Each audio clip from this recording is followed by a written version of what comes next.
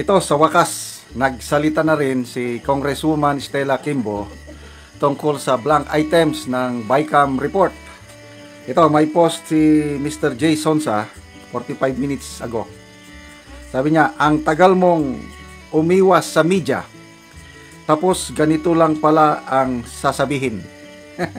So, ano yung sasabihin? Yung sinabi niya, ito basahin ko, yung nakakuha dito.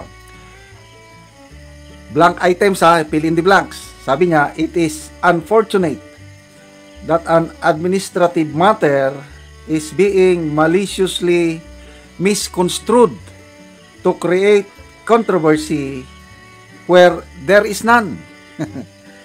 This matter has been sufficiently explained, and at a time when we face for real and urgent national challenges, it would be more productive to focus our efforts on addressing the legitimately pressing needs of our people.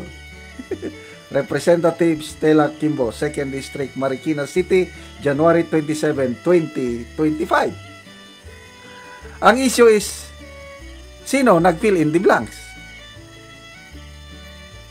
Nasagot ba niya? Parang hindi. Kaya ito yung sabi ni Mr. Jason sa, sorry, Madam Chair, but you did not answer the questions. Number 1, did you sign the BICAM report? Number 2, who filled in the blanks in the 13 pages consisting of 28 blank spaces? Number 3, where is the enrolled bill or the 2025 General Appropriations Bill? Number 4, where is the signed GAA of 2025? Okay. Sabi niya, ito si Mr. Jason sa pa rin nagsasalita. Madam Chair, hindi maliit na bagay ang BICAM report, ang GAB, ang enrolled bill at ang GAA. Ito ang pambansang budget ng Pilipinas. This is the backbone of our government and public administration. Importante ito para malaman namin kung gaano at paano kami ninanakawan ng mga politiko. Okay? So, basahin ko ulit yung statement ni Congresswoman Kimbo at namnamin natin ano ang ibig niya sabihin dito. It is unfortunate, malungkot daw, that an administrative matter is being maliciously misconstrued to create controversy where there is none. Wala daw problema, walang controversy, maliit na bagay lang dito, administrative matter lang daw ito. Okay? So, this matter has been sufficiently explained. Sinong nag-explain? And at a time when we face for real and urgent national challenges, it would be more productive to focus our efforts on addressing the legitimately pressing needs of our people. Parang sinasabi niya na, maliit na bagay lang ito, huwag niyo lang palakihin. May mas importanteng asikasuhin natin yung mga real challenges ng ating bansa. O ito nga, ang real challenges ng bansa, itong budget. Paano niyo ginawa? Tapos, bakit ang tagal bago nagsalita? Okay? Kaya sabi ni Mr. Jason sa, ang tagal mong umiwas sa media. Kawawa yung mga house reporters. Alas 9 ng gabi, naghintay.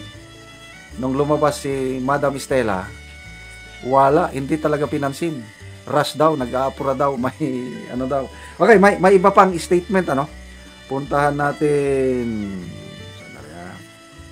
Ito. GMA News. Meron din silang post tungkol nito.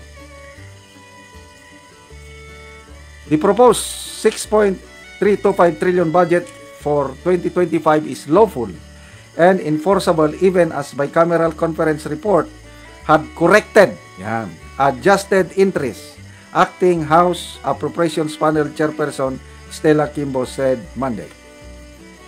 So, inaamin na mayroong kinorek, may inadjust na entries.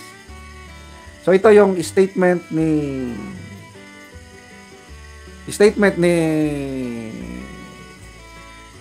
Congresswoman Kimbo. The bicameral report explicitly authorized the technical secretariats of both the Senate and House of Representatives to implement corrections and adjustments as required. These do not affect the integrity nor the legality of the budget. Ganun ang sabi niya. The 2025 General Appropriations Act is lawful, valid, and fully enforceable. The enrolled General Appropriations Bill is complete. No blank allocation among its more than 235,000 line items. O nga, yung bill, wala nang blank. Kailang yung BICAM report, may blank. Klaro na may blank.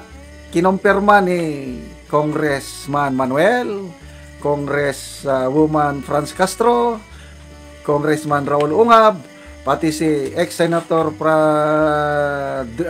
Lacson. Nakita rin niya yung blank items. So, very clear na ngayon na mga blank items sa BICAM report. Malalaking amount ang involved. Hindi man yun minor corrections. Billions ang involved. Ang sabi ni Congressman Manuel, yun daw yung authorize ang mga technical staff sa pag-adjust. Ano lang daw yun? Spelling, grammar, mga ganun lang daw. Hindi yung amount mismo ng ano. Grabe. So, satisfied ba kayo sa paliwanag o sagot ni Congresswoman Kimbo, mga kaibigan? Paki-comment ko, no? Okay, tignan natin itong mga people who reacted, ano? 5,700 people who reacted, 4,000 tumatawa. Ibig sabihin, hindi sila maniwala sa paliwanag ng Congresswoman. 1,100 galit. Galit sila. 442 lang ang nag-like. Yun lang ang naniniwala kay Congresswoman